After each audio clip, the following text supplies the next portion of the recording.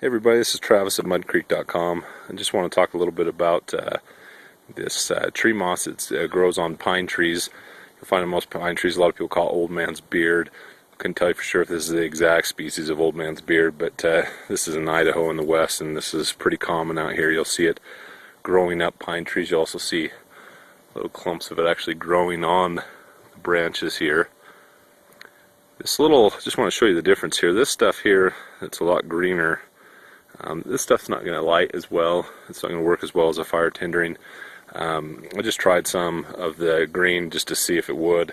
It does okay. It will kind of start, but it just doesn't last as well. The stuff that works real well, if you can find it, is when it's a lot more brown like this.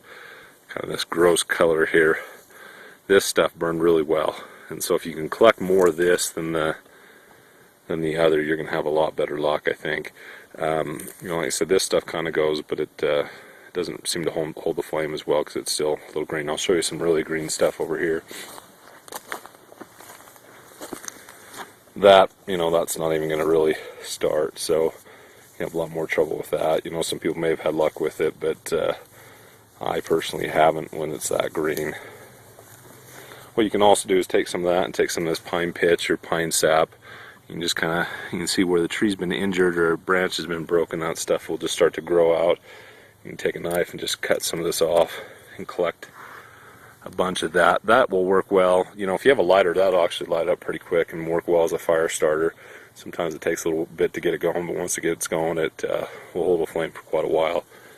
But if you use that with some of the old man's beard, if you get the old man's beard going, you don't want to smother the fire with it, but if you start to add a little bit of this with it, with some twigs and little sticks and branches, you know, you can get a pretty good little fire going fairly quickly. But if you're ever out in the wilderness, this is one of the best things you can use, is this stuff here for fire tindering.